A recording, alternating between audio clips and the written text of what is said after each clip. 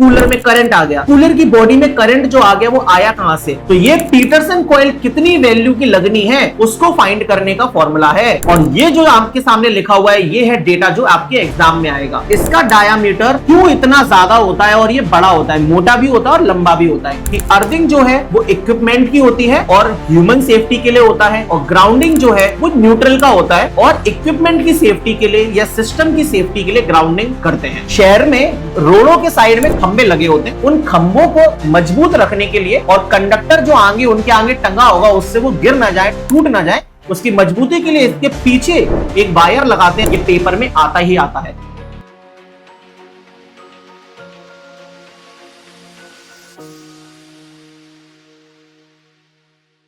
क्या हालचाल है दोस्तों, स्वागत है आप सभी का आज की वीडियो में।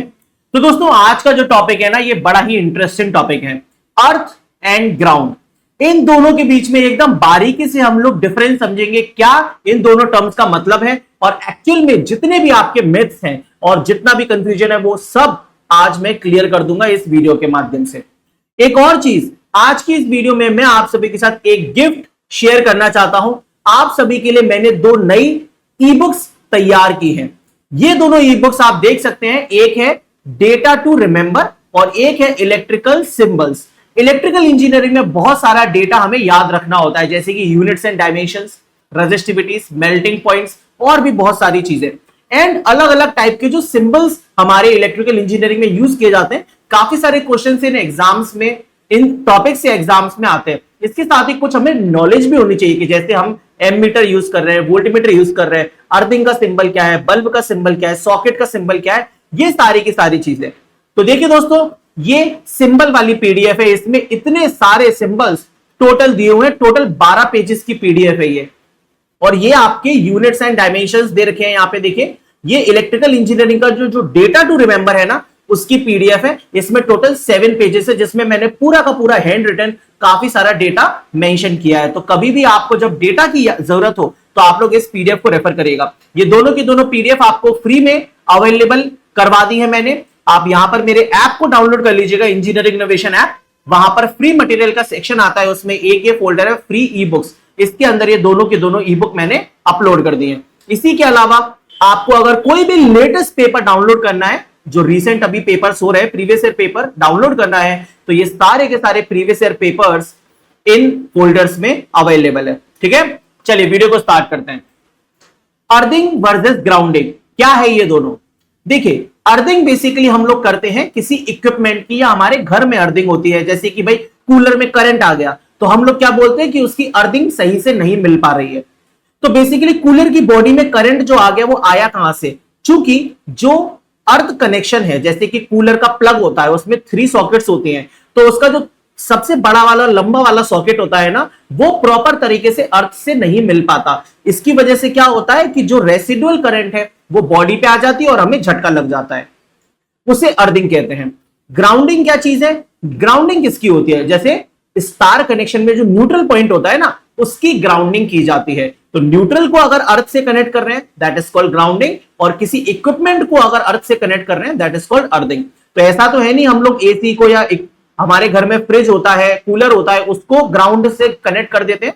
बेसिकली कूलर का जो 3 पिन वायर निकला होता है सॉकेट, उसका वायर हम लोग जब स्विच में कनेक्ट करते हैं सॉकेट बोर्ड के अंदर, तो जो सबसे मोटी वाली पिन है वो अपने आप अर्थ पॉइंट से जाके टच हो जाती है। तो उस तरीके से वो इक्विपमेंट अर्थ हो जाता है।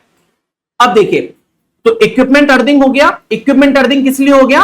हमें शॉक से बचाने के लिए, कि भाई हमें झटका ना लगे जब भी हम कूलर को टच करें तो। या फिर ग्राउंडिंग जो होता है वो न्यूट्रल ग्राउंडिंग है, इसको हम लोग सिस्टम की ग्राउंडिंग भी कहते हैं। इससे क्या होता है? इससे जो भी हार्मोनिक्स वगैरह सिस्टम में आते हैं या कोई भी फॉल्ट करंट आती है वो ग्राउंड में चली जाती है ना। तो जनरेटिंग स्टेशन पे, सब स्टेशन पे इन सब चीजों को किया जाता है, न्यूट्रल की अर्थिंग की जाती है या ग्राउंडिंग कहते हैं। ठीक है, तो बेसिकली इनके बीच में डिफरेंस यही हो गया कि अर्थिंग जो है वो इक्विपमेंट की होती है और ह्यूमन सेफ्टी के लिए होता है, और ग्राउंडिंग जो है वो न्यूट्रल का होता है और इक्विपमेंट की सेफ्टी के लिए या सिस्टम की सेफ्टी के लिए ग्राउंडिंग करते हैं। ठीक है ना। तो अर्थ वर्सेस ग्राउंड, अर्थिंग मतलब इक्विपमेंट, ग्राउंडिंग मतलब न्यूट्रल की।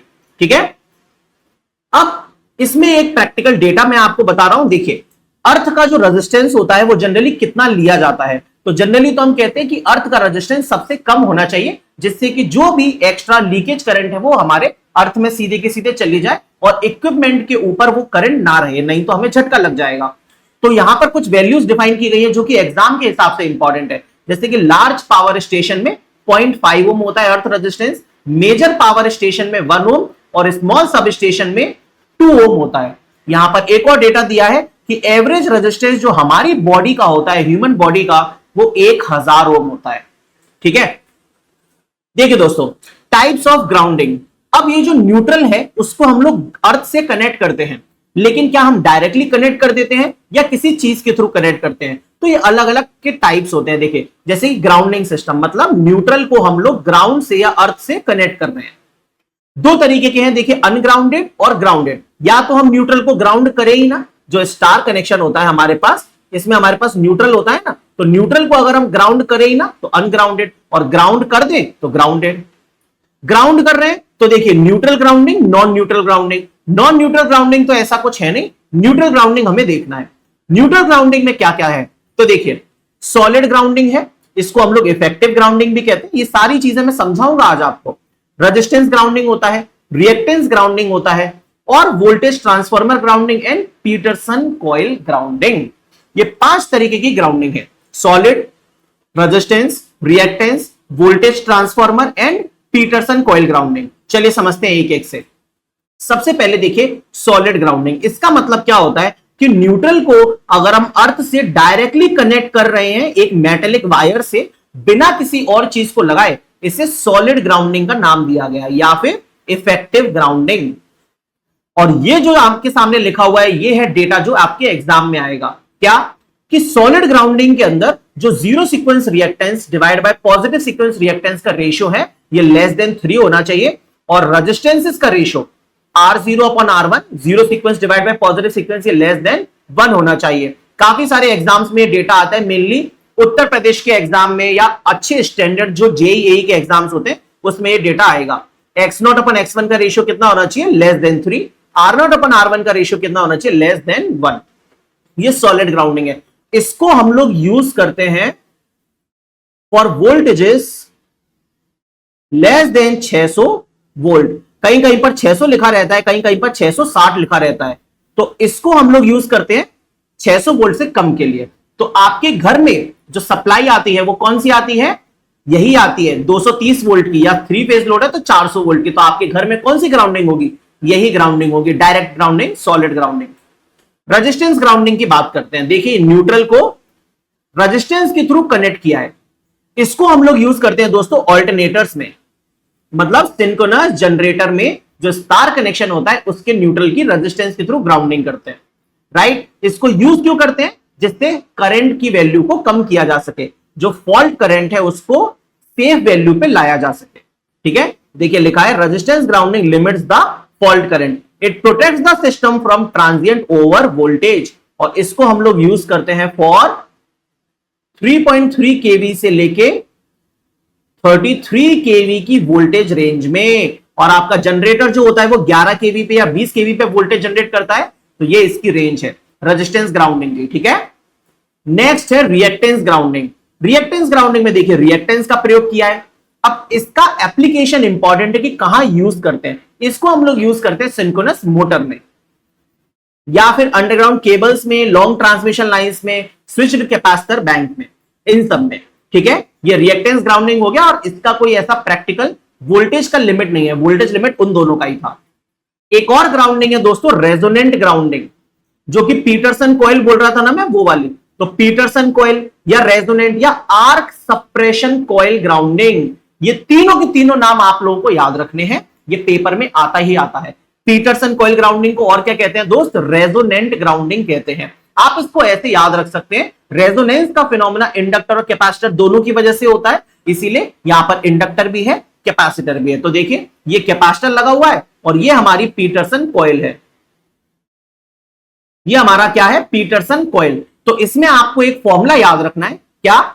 इंडक्टेंस बराबर होता है 1/3 ओमेगा स्क्वायर CG। आपको इसको याद रखने में ज्यादा टेंशन नहीं लेनी, ऐसे याद रखना है, XL बराबर XC/3। Inductive reactance omega L बराबर कैपेसिटिव रिएक्टेंस 1/3 ओमेगा सी, तो एल बराबर 1/3 ओमेगा स्क्वायर सी। तो ये पीटरसन कॉइल कितनी वैल्यू की लगनी है उसको फाइंड करने का फॉर्मूला है, और सीजी क्या है आपका, ग्राउंड का कैपेसिटेंस। ये सारी वैल्यूज आपको देगा, आपको बस इंडक्टर की वैल्यू यहां से निकाल लेनी है। ये पीटरसन कॉइल ग्राउंडिंग है। इसके बाद लास्ट है आपका वोल्टेज ट्रांसफार्मर ग्राउंडिंग। ये क्यों करते हैं सर, तो देखिए वोल्टेज ट्रांसफार्मर बेसिकली क्या होता है, ये हाई वोल्टेज के सर्किट्स के लिए यूज किया जाता है। अब नहीं यूज करते इसको ज्यादा, है ना, क्योंकि ये थोड़ी महंगी पड़ती है, ट्रांसफार्मर लगाना पड़ता है अलग से। वोल्टेज ट्रांसफार्मर मतलब पोटेंशियल ट्रांसफार्मर, सीटीपीटी तो सुना होगा ना तुम लोगों ने, वही चीज है। तो इसमें लिखा है देखो, voltage transformer acts as a fault indicator. यहां पर देखिए ये प्राइमरी वोल्टेज ट्रांसफार्मर की प्राइमरी वाइंडिंग हमने न्यूट्रल में कनेक्ट किया है, सेकेंडरी वाइंडिंग को रिले के साथ कनेक्ट करते हैं और ये बता देता है कि कितना वोल्टेज आ रहा है। तो acts as a fault indicator की तरह काम करता है। Also use of this system of neutral grounding is normally confined to the generator equipments which are directly connected to step up transformer. मतलब हम लोग इसको जनरेटिंग स्टेशन के लिए यूज करेंगे, जनरेटिंग ट्रांसफार्मर के लिए, लेकिन इसको यूज नहीं करते जनरली, हम रेजिस्टेंस को प्रयोग करते हैं। ठीक है, चलिए क्वेश्चंस कर लेते हैं। The another name of neutral earthing is, तो न्यूट्रल अर्थिंग को हम लोग और क्या कहते थे, सिस्टम की अर्थिंग, है ना। चलिए, the size of neutral wire as compared to that of the line wire should be in case of single phase supply. अब ये बड़ा इंटरेस्टिंग क्वेश्चन है। देखो, एक आपका सिंगल फेज सप्लाई हो गया, जिसमें क्या है मेरे दोस्त, जिसमें आपका दो वायर्स होंगे, line wire and neutral wire. तो बोल रहा है इस न्यूट्रल वायर का साइज क्या होगा। तो मेरे दोस्त, जितनी करंट यहां से चली उतनी ही करंट इस न्यूट्रल वायर से जाएगी। तो दोनों का वायर का साइज, मतलब लाइन वायर और न्यूट्रल वायर दोनों का साइज सेम रहता है। यहां पर बच्चे अक्सर हाफ लगा देते हैं, वो एक्चुअली में सोचते क्या है, थ्री फेज के हिसाब से सोचते हैं। अगर मैं थ्री फेज के हिसाब से सोचूं, है ना, थ्री फेज के हिसाब से सोचूं अगर, तो थ्री फेज में क्या होता है, ये जो न्यूट्रल वायर है ना, न्यूट्रल, इसका साइज होता है हाफ ऑफ फेज कंडक्टर। तो थ्री फेज में न्यूट्रल वायर का साइज आधा होता है, लेकिन सिंगल फेज में न्यूट्रल वायर का साइज सेम रहता है, इक्वल रहता है। Acceptable value of grounding resistance to domestical application, हमारे घरों में अर्थ रेजिस्टेंस कितना होना चाहिए, तो डोमेस्टिक एप्लीकेशन में अर्थ रेजिस्टेंस की वैल्यू 1 ओम होनी चाहिए। अर्थ का पोटेंशियल कितना लिया जाता है, तो अर्थ को लोएस्ट पोटेंशियल माना जाता है, तभी पूरी की पूरी करंट इसमें फ्लो होके आती है।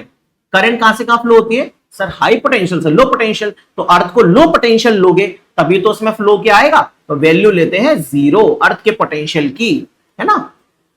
Dash is used to manufacture stay wire, earth wire and structural components. Stay wire, earth wire के लिए क्या, मतलब किस मटेरियल का प्रयोग करते हो। देखो, अर्थ वायर क्या होता है, ये जो टावर के सबसे ऊपर कंडक्टर होता है ना, ये अर्थ वायर होता है ना। इससे हम क्या करते हैं, लाइटिंग से अपने टावर को बचाते हैं, बिजली कड़कती है उससे बचाते हैं, अर्थ वायर। और ये देखिए, खंबे की मजबूती के लिए आपके शहर में रोडों के साइड में खंबे लगे होते हैं, उन खंबों को मजबूत रखने के लिए, और कंडक्टर जो आगे उनके आगे टंगा होगा उससे वो गिर ना जाए, टूट ना जाए, उसकी मजबूती के लिए इसके पीछे एक वायर लगाते हैं, जिससे कि हम लोग स्टे वायर कहते हैं, है ना। स्टे मतलब रुको, ठहरो, ऐसा।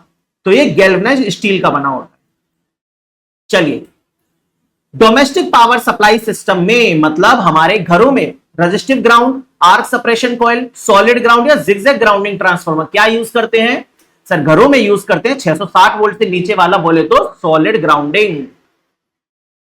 According to IS Indian standard, dash colour is used for neutral wire. बताइए भाई, इन अ 3 पिन सॉकेट, जो 3 पिन सॉकेट होता है ना, ये वाला 3 पिन सॉकेट देखिए, इस 3 पिन सॉकेट में हमारा जो न्यूट्रल होता है वो कौन से कलर का होता है, जो वायर है वो। तो देखिए, ये कलर कोडिंग है दोस्तों, हमेशा ध्यान रखिएगा, न्यूट्रल होता है ब्लैक कलर का, और जो अर्थ होता है वो ग्रीन येलो कलर का होता है। या तो ग्रीन का भी हो सकता है, येलो का भी हो सकता है, या इन दोनों का मिक्स रहता है इन जनरल। ठीक है, तो देखिए, सिंगल फेज लाइन हो या 3 फेज लाइन हो, न्यूट्रल होता है ब्लैक कलर का, और आपका जो अर्थ है वो ग्रीन येलो कलर का होता है। अभी नए स्टैंडर्ड्स भी आ गए हैं, और इन नए स्टैंडर्ड्स के हिसाब से न्यूट्रल को अब ब्लू कलर का भी यूज करते हैं। किस कलर का? ब्लू कलर का। लेकिन पेपर में हमारे ओल्ड डेटा ही चल रहा है, इसलिए आपको आंसर ब्लैक ही लगाना है। तो न्यूट्रल वायर किसका है? ब्लैक कलर का। ठीक है, ब्लू नहीं लगाएंगे। और जो अर्थ है वो ग्रीन कलर का, ये अर्थ वायर है। समझ गए? अर्थ वायर कौन सा होता है? जो सबसे मोटा वाला है और बाकी के दो सॉकेट्स, एक लाइन एक न्यूट्रल। देखिए यही रहा क्वेश्चन। पूछ रहा है कि 3 पिन सॉकेट में diameter of earth pin is larger than 2 pins. क्यों होता है ऐसा? ये जो अर्थ पिन है इसका डायामीटर क्यों इतना ज्यादा होता है और ये बड़ा होता है, मोटा भी होता है और लंबा भी होता है? क्यों होता है? क्योंकि मेरे दोस्त रेजिस्टेंस होता है इनवर्सली प्रोपोर्शनल टू एरिया।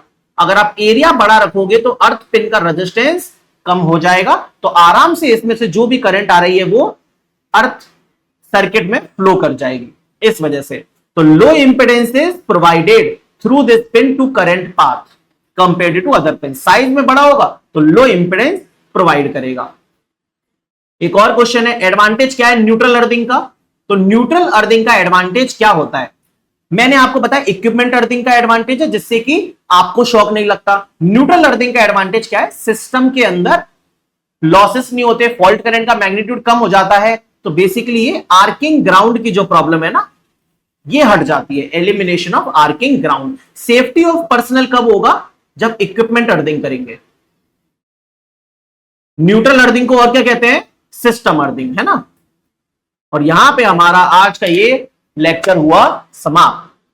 कैसा लगा दोस्तों? अगर मजा आ गया है तो लाइक ठोकिएगा और सब्सक्राइब करिएगा। और इस वीडियो को मैं चाहता हूं आप लोग अपने सभी के सभी जितने भी ग्रुप में आप ज्वाइन हैं उसमें फैला दें और एक बार बताएं कि इस तरीके से टॉपिक्स पढ़ाए जाते हैं। अगर सच में आपको मजा आया है तो आप इसको शेयर जरूर करिएगा। ठीक है, लाइक तो जरूर करिएगा और चैनल को सब्सक्राइब कर दीजिएगा। मिलता हूं नेक्स्ट वीडियो में।